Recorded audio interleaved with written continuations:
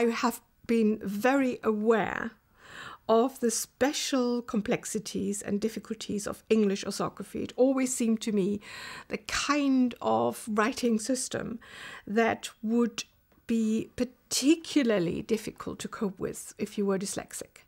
While in a language such as German, you have much better means of overcoming the difficulties because it's relatively regular.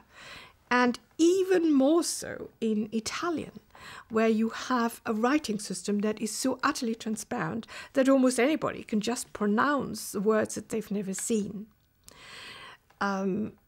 Italian children are usually able to learn to read very well, very accurately after 1 year at school. But in English schools, we all know that there is a huge variety. There are those who lag behind for a very long time. And it takes at least 3 years till all the children are at a reasonable standard that they can compete with these Italian children. So I did think that it must have some implication for dyslexia.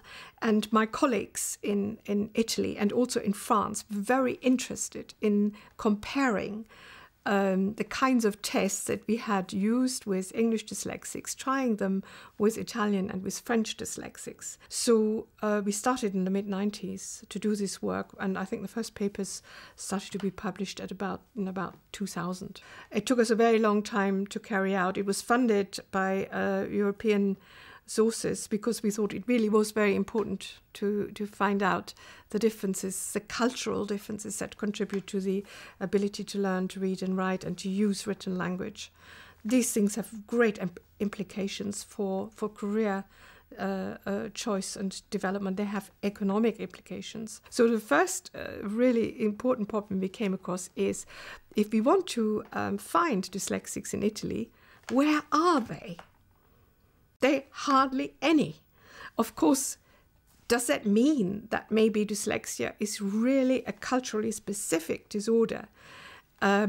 This would be completely incompatible with the idea that it's a neurological disorder which in relatively similar places and countries should probably occur to the same extent. So it was very tricky to find these dyslexics in Italy. But my colleague, Eraldo Paulesu, had a way of finding these people by testing hundreds of students in group tests under difficult conditions. He used the test, for example, of the Spoonerisms and sorted out again the very worst performers in this group. And so he whittled them down till he came to a group that really were just like the English dyslexics, just like the French dyslexics. And when we looked at their brain processes, they showed exactly the same differences to their Italian controls as did the French dyslexics, as did the English dyslexics.